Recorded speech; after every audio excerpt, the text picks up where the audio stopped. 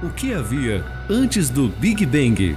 Antes do Big Bang, não havia o que chamar de antes, ou era o que todo mundo pensava. A rápida expansão que deu origem ao universo aconteceu bem aí, no lugar onde você está agora. Exato, no momento do Big Bang, todos os lugares estavam no mesmo lugar, ocupando um espaço bem menor que o pingo deste i. Fora desse mini pingo, não havia nada. E ainda não há. O universo continua sendo só a parte interna do Big Bang. Não há nada lá fora, nem tempo, passado, presente e futuro. Só existem aqui dentro. Difícil de imaginar, mas é a verdade. O dia do seu nascimento, do seu casamento e do seu funeral já estavam de alguma forma impressos naquele pingo de i e continuam em algum lugar do tecido cósmico. Fora dele é o antes do Big Bang, um limbo fora do alcance da ciência ou da imaginação. Até por isso, a maior parte dos cientistas acha perda de tempo pensar neste limbo. Mas não faltam pesquisadores com ótimas teorias sobre o que existe lá fora, sobre o que teria acontecido antes de o próprio tempo existir. E essas ideias vêm com um bônus: uma revolução filosófica capaz de mudar tudo o que você pensava sobre a existência, seja lá o que for que você pensava.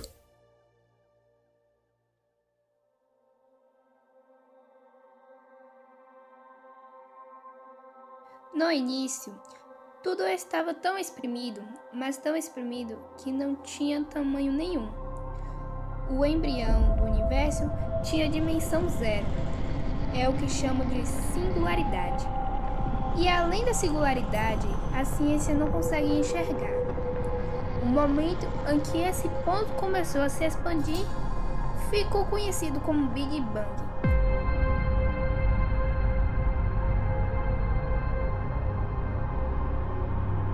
As estrelas se formam pela condensação de gases que se aglutinam pela atração gravitacional.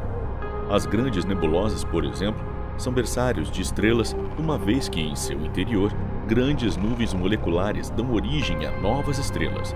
Quando os gases responsáveis pela formação estelar aproximam-se, a velocidade deles aumenta, impulsionada pela gravidade local, bem como sua densidade e temperatura. Durante um período que pode levar até 10 milhões de anos, essas protoestrelas, estrelas em estágio inicial de formação, são compactadas por suas próprias gravidades até que a pressão e a temperatura em seu núcleo sejam suficientes para que átomos de hidrogênio fundam-se, produzindo núcleos de hélio. As estrelas que atraem sua energia da fusão dos átomos de hidrogênio são chamadas de estrelas de sequência principal. Esse tipo de estrela corresponde a cerca de 90% de todas as estrelas do universo.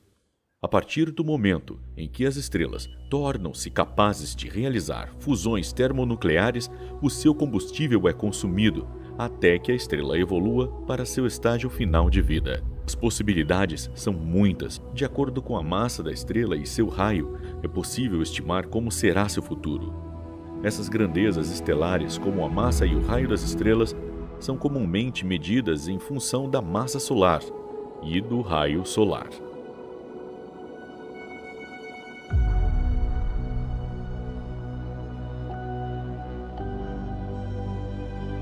A maior parte das estrelas, cujas massas são de metade da massa do Sol até 2,5 massas solares, são compostas de hélio e hidrogênio, os elementos mais abundantes do universo. Isso acontece porque essas estrelas não têm gravidade nem temperaturas suficientemente altas para fundir elementos mais pesados. Quando as estrelas são muito massivas, entre 5 e 10 massas solares, como as supergigantes, no seu interior são formados elementos mais pesados que o hélio. O estágio final de vida dessas estrelas é uma supernova, uma grande explosão que lança toda a sua matéria e energia no espaço, dando origem a outras estrelas e planetas.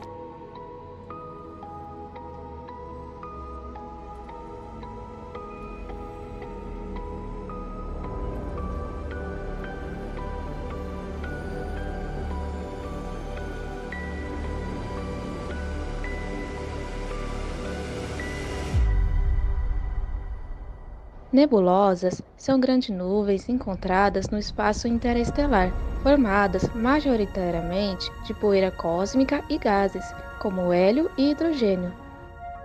Algumas nebulosas surgem a partir da explosão de estrelas massivas e que se encontram no ciclo final de suas vidas. Essa explosão, conhecida como supernova, lança a matéria da estrela para todas as direções, dando origem a uma ou mais nebulosas, que podem apresentar diferentes formatos e extensões, podem medir desde o tamanho do Sol até algumas centenas de anos-luz.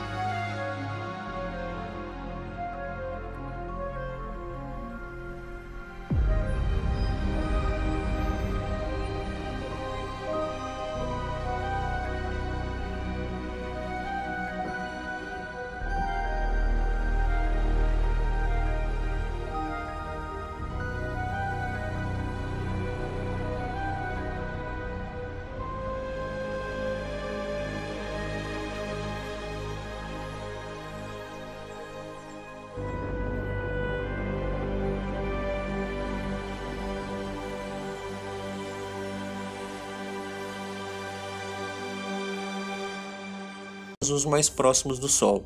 Geologicamente, a história da Terra é dividida para distinguir os períodos de grandes mudanças. Inicialmente existem os éons, que são subdivididos em eras, que se subdividem em períodos, que por sua vez são subdivididos em épocas. As eras geológicas são a Arqueozoica, que inclui os éons do Adiano e o Arqueano, a respeito do início da formação da Terra, a Proterozoica, do início da vida, a Paleozoica, da vida primitiva, a Mesozoica, a respeito da vida intermediária, e ainda a Cenozoica, da vida moderna. No princípio, o planeta era extremamente quente, equivalente a uma imensa bola de fogo com aproximadamente 1500 graus Celsius, não abrigando nenhuma forma de vida. Passados milhões de anos após a formação do planeta, a Terra entrou em um processo de resfriamento gradativo, com o desprendimento de gases e vapores. Isso fez com que os gases formassem a atmosfera, que é composta de metano, amônia e outros compostos. E também uma parte desses vapores seria vapor d'água que, à medida que se afastava da massa incandescente, resfriava-se e se transformava em água líquida, precipitando em forma de chuva. Assim, repetindo-se por muitas vezes, a superfície da Terra foi resfriando lentamente e grandes quantidades de água foram se acumulando, o que formou os oceanos primitivos. Essa alteração também originou uma estreita camada de rocha em toda a Terra. Todas essas mudanças duraram aproximadamente 800 milhões de anos. No decorrer do tempo, o planeta entrou em um processo de resfriamento, que favoreceu o surgimento de uma estreita camada de rocha em toda a extensão da superfície. No processo de resfriamento, a Terra expeliu uma grande quantidade de gases e vapores de água. A partir desses elementos, formou-se a atmosfera, que proporcionou a ocorrência das primeiras precipitações. Com a acumulação de água da chuva, surgiu os oceanos primitivos. A origem da vida no planeta Terra ocorreu primeiramente na água. Em um primeiro momento surgiram seres primitivos, tais como bactérias, algas e micro-organismos. Isso há cerca de 3,5 bilhões de anos atrás. Após milhões de anos, os primeiros seres marinhos evoluíram, dando origem a outras formas de vida, como os primeiros invertebrados aquáticos, como medusa, trilóbitas, caracóis e estrela do mar. Isso há aproximadamente 400 milhões de anos atrás. Além disso, as plantas tiveram sua dispersão nos ambientes. Nesse mesmo período, determinadas plantas marinhas iniciaram um processo de adaptação externa, ou seja, passaram a se fixar em ambientes terrestres.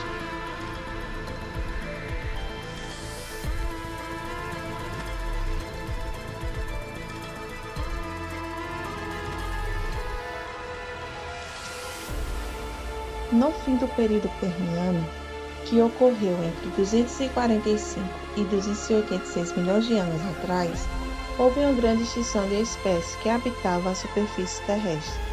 Aproximadamente 90% das espécies que aqui habitavam desapareceram, e é provável que isso tenha sido provocado por mudanças climáticas, como o resfriamento da Terra, que formou grandes geleiras, causou a queda do nível dos mares e a seca de lagos e rios.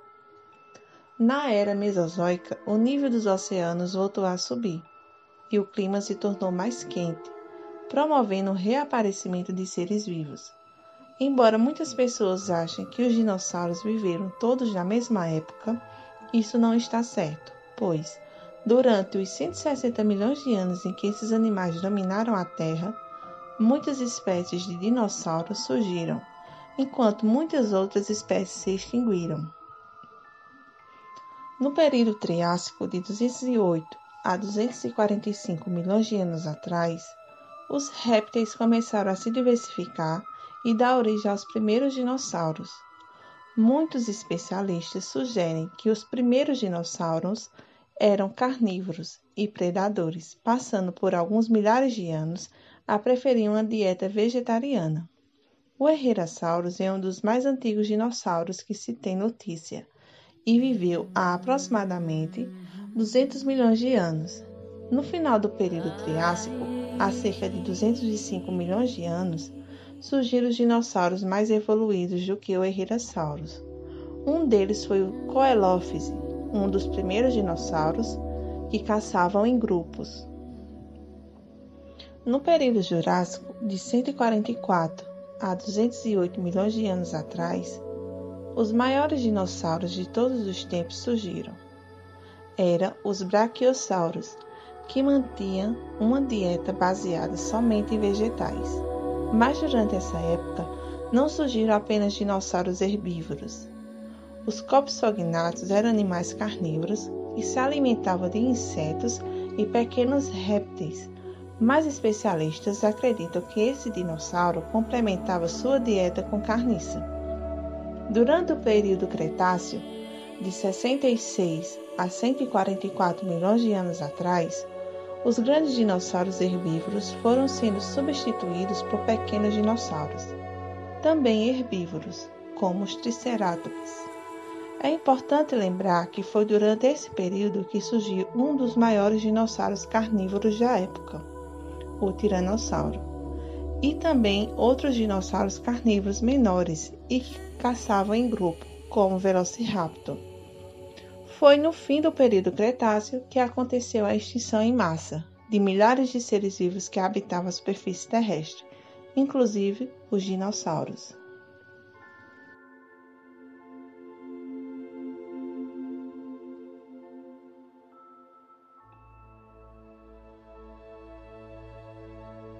Outra teoria sobre a extinção dos dinossauros, e aqui é mais aceita pela comunidade científica, é a de que um asteroide com aproximadamente 10 km de diâmetro tenha atingido a superfície da Terra, gerando uma explosão semelhante a 100 trilhões de toneladas de TNT.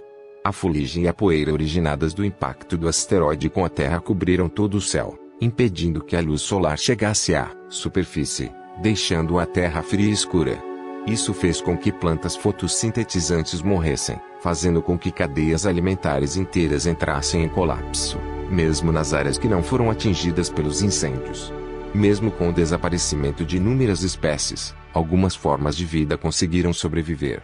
Quando encontraram um ambiente com condições adequadas, começaram a se proliferar, originando novos habitats e consequentemente novos nichos ecológicos.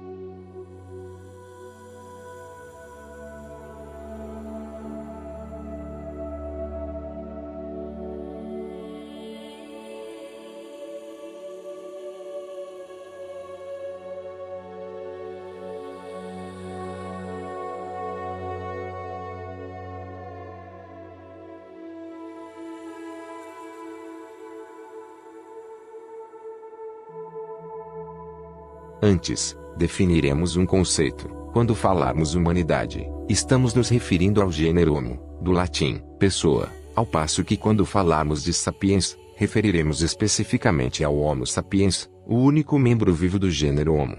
Pelo que sabemos, os humanos surgiram na África Oriental há cerca de 2,5 milhões de anos, no final do Plioceno, período que compreende de 5 a 2 milhões atrás. Eram, provavelmente, Homo habilis evoluídos do Australopithecus, nosso ancestral macaco. Homo habilis significa pessoa habilidosa e Australopithecus macaco do sul. A migração dos humanos pelo planeta começou há cerca de 2 milhões de anos, quando o Homo habilis se estabeleceu no norte da África, na Europa e na Ásia. Graças aos diferentes climas enfrentados nas diferentes regiões, o gênero Homo evoluiu para diferentes espécies no mundo. Há cerca de 2,0 milhões a 1,8 milhão de anos, surgiu o Homo erectus pessoa ereta, a espécie que dominou o fogo há cerca de 300 mil anos atrás. Eles duraram quase 1,5 milhão de anos, sendo a espécie humana mais longínqua. Há cerca de 500 mil anos atrás, na Eurásia, surge o Homo neanderthalensis pessoa do Vale de Neander, os neandertais. Eram mais fortes e mais robustos e, provavelmente, possuíam cérebros maiores que os nossos, sapiens. Eram adaptados para o frio da Era do Gelo. Já, entre 350 e 200 mil anos atrás, encontram-se os primeiros registros arqueológicos de nossa espécie, o Homo sapiens, pessoa sábia. Mas ela não nasceu tão sapiens assim. Foi no decorrer de milhares de anos que desenvolvemos grandes habilidades como a linguagem de comunicação, as habilidades sociais de viver em grandes grupos, e a capacidade de acreditar em ideias puramente imaginárias, não naturais.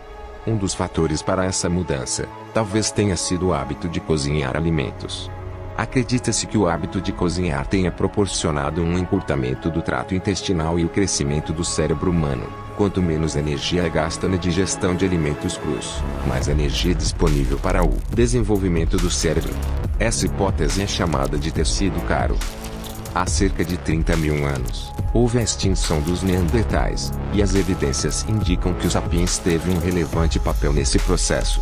Há duas possibilidades não excludentes: os sapiens ajudaram a extingui-los com guerras, competição por alimentos e doenças. Houve uma miscigenação entre os sapiens e neandertais, e hoje, somos parte neandertais.